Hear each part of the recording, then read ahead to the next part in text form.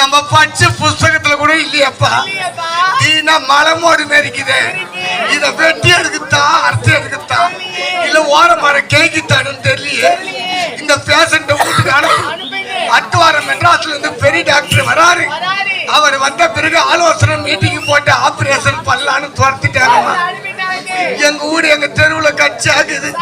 வெடிக்கலாம் tea கடைக்கு போலான்னு எழுந்து நடந்து வருவேன். எங்க தெருவுல இருக்கிற தாய்மாருங்க வாசல்ல சாணம் தெளிப்பாங்க.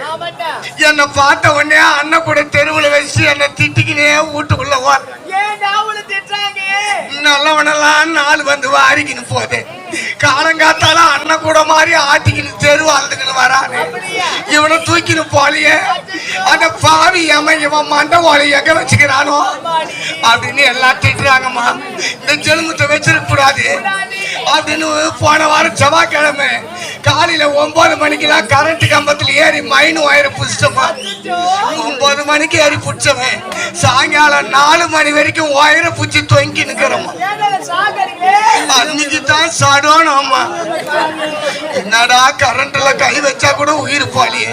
அவனு கவுரு எடுத்துன்னு போய் மரத்துல சுருக்கு போட்டு மரத்த மாலை ஏறி கைத்துல சுருக்கு மாட்டிக்கின்னு மரத்த மாலை இருந்து குச்சிட்டுமா. ஏமா காலம் வச்சுக்கிச்சுமா. அது முருங்க காலம் பழகுதுமா. இதுக்கு மேல என்னால பொறுக்க முடியாது. வெடிக்காலம் 5 மணிக்கெல்லாம் போய் கறிக்கடையால போய் நிக்கலான்னு பாய் மசதிக்கு போய் வருவாரு. போய் வந்த உடனே எடுத்துக்குவாரு, கத்தி எடுத்துக்குவாரு. அல்லாஹ் அக்பர் அல்லாஹ்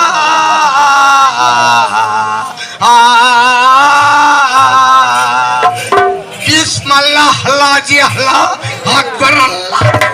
அவரை அர்த்தம் எங்க காக்காய்க்கு போட்டுருவாரு. என் வார்த்தை தீர்த்து வச்சிருவாரு. வாய் தீர்த்துருவாரு. ஆமா.